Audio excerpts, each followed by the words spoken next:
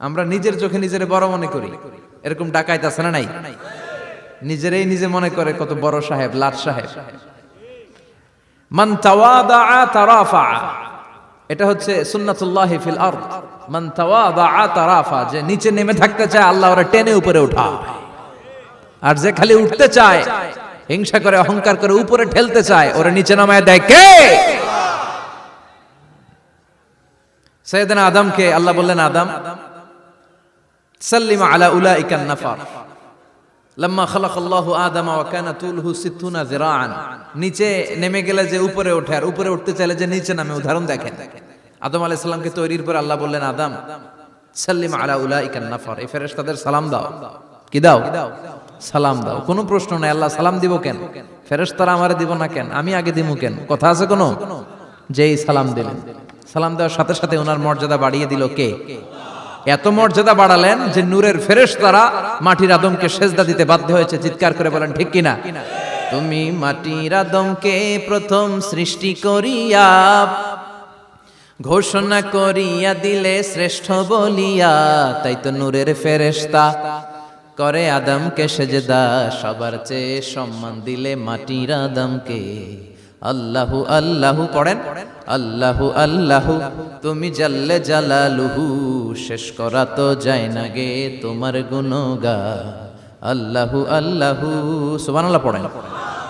কি সম্মান আল্লাহ বাড়াই দিলেন। আল্লাহ বললেন, আদম আজকে থেকে তুমি আশরাফুল মাখলুকাত, তুমি খলিফাতুল্লাহ ফিল আরদ, তুমি পৃথিবীতে আমার খলিফা, ভাইস জেরেন্ট অফ আল্লাহ। আল্লাহর খলিফা, আল্লাহর আহকামগুলো পালনের জন্য ভাইস জেরেন্ট। চুরি করলে হাত কেটে দাও, কার আইন? এই কাজ আদম তুমি দুনিয়াতে যেয়ে করবা। জিনা করলে ডেথ পেনাল্টি, হেড অফ, শিরচ্ছেদ করে দাও, কার আইন? খলিফা হিসেবে মানুষ এসে করবে। মানুষকে আল্লাহ আশরাফুল মাখলুকাত বানিয়ে দিলেন, নিচু হয়েছে বড় বানিয়ে দিলেন। আর শয়তানের অবস্থা কি? শয়তানকে আল্লাহ বললেন সেজদা দে আদমকে। শয়তান যুক্তি দাঁড় করিয়েছে, খালাকতাহু মিন তিন খালাকতানি মিন নার ওয়া খালাকতাহু মিন তিন। আল্লাহ আপনি আমারে বানাইছেন আগুন দিয়া। কি দিয়া? আগুনের ধর্ম উপরের দিকে উঠে, আর মাটির ধর্ম সে নিচে পড়ে থাকে, আমি কেন সেজদা দেব? শয়তানকে চিরকালের জন্য ইবলিস মালউন, অভিশপ্ত আর জাহান্নামী হিসেবে ঘোষণা দিয়ে দিল কে? এজন্য আপনি ছোট থাকতে চাইবেন, আপনারা বড় বানাবে কে? আর আপনি নিজে যদি বলেন আমি বড়, থাপ্পড় মেরে আপনারা নিচে নামাই দিবে কে? এজন্য বিশ্বনবী দোয়ায় বলতেন, আল্লাহুম্মা জাআলনি সাবুরা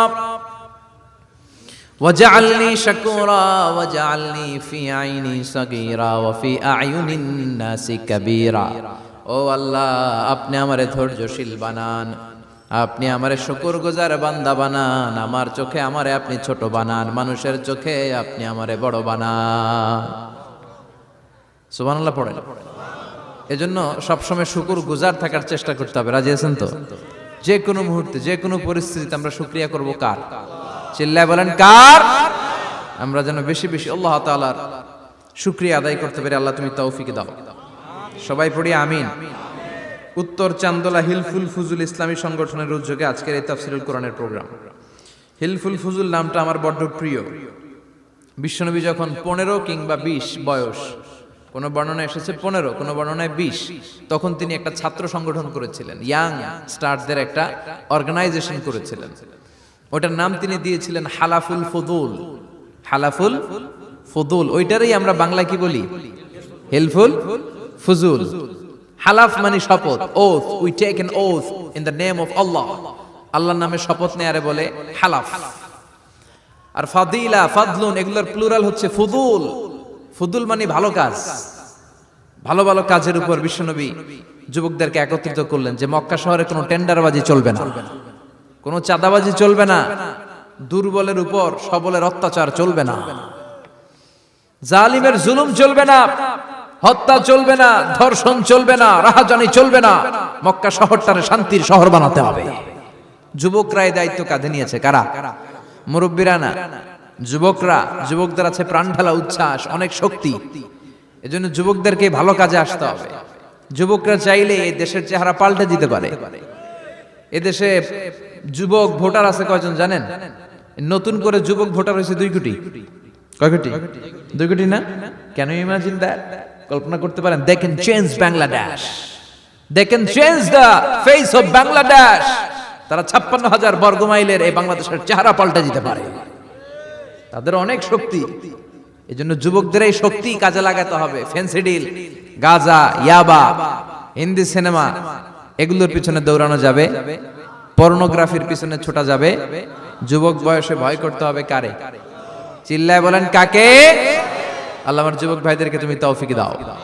বিশ্বনবী এই হালাফুল ফুদুল তিনি গঠন করলেন মক্কাতুল মুকাররমাতে। পুরো মক্কা শহরটা শান্তির শহর হয়ে গেল। সুবহানাল্লাহ। ভণ্ডামি এই দেশে আছে না নাই? দো দিল বান্দা কালমা চোরে, না পায় শ্মশান না পায় ঘোর, দিন থাকিতে আয়রে পথে ছাইড়া দে ভণ্ডামি।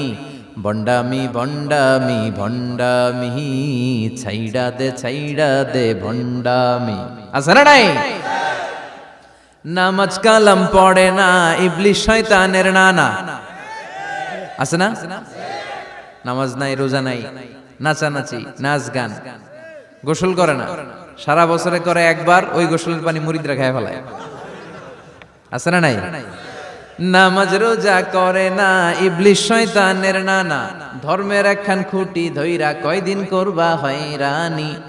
ভণ্ডামি ভণ্ডামি ভণ্ডামি, ছাইড়া দে ভণ্ডামি। ঠিক কি না?